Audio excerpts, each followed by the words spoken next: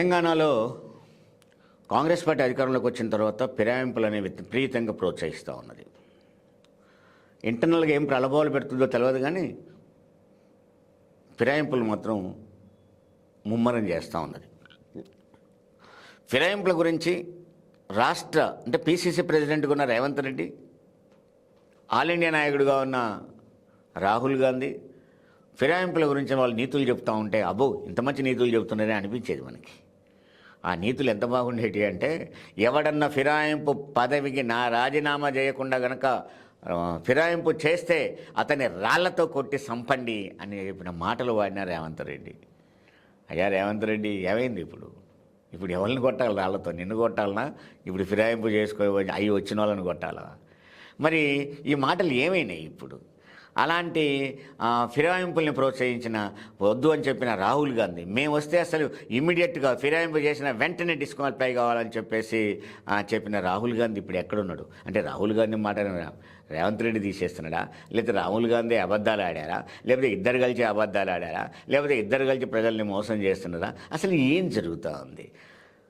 కేకే గారు ఆయన ఫిరాయించి తన రాజ్యసభ సభ్యత్వానికి రాజీనామా చేశాడు.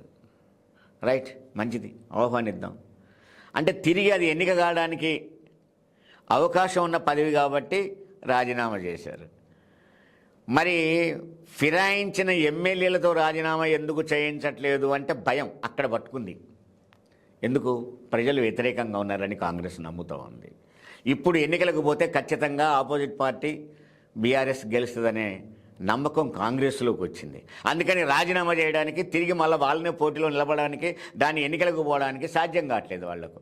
నేను అడిగేది ఒకటే, తిరిగి ఎన్నిక కావడానికి అవకాశం ఉన్న కేకే గారిని రాజీనామా చేయించావు ఆ పదవి విషయంలో. ఎస్, దాన్ని ఆహ్వానిస్తూనే నువ్వు మరి వీటిని ఎందుకు రాజీనామా చేయించవు? ఎందుకు ఎన్నికలకు పోవు? వాళ్ళనే పోటీలో పెట్టు.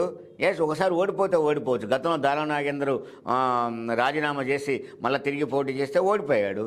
కానీ ఓడిపోయినా ప్రజలలో తన పార్టీ ఫిరాయించాడు, పదవి రాజీనామా చేశాడని అప్పుడు ఉన్నది కదా. మరి ఇప్పుడు ఎందుకు ఉండదు? అది నేను అనేది ఏంటంటే, కాంగ్రెస్కు భయం పట్టుకుంది, ఎన్నికలకు పోవడానికి సాధ్యం కావడం లేదు, దానికోసమనే వాళ్ళని రాజీనామా చేయడం లేదు.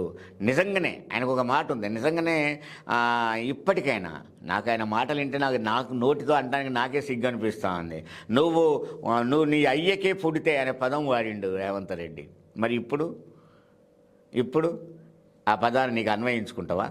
నా నోటితో అనిపించకుండా చాలా తప్పుడు పదాలన్నీ వాడావు. ఎస్, ఇప్పటికైనా రాజీనామా చేయించి ఎన్నికల్లో సిద్ధపడు. బీఆర్ఎస్ కాదు కాంగ్రెసే గెలుస్తుందని నిరూపించు. ధైర్యాన్ని ప్రజల్లో చూపెట్టుకో. అంతిమ నిర్ణేతలు ప్రజలే కదా.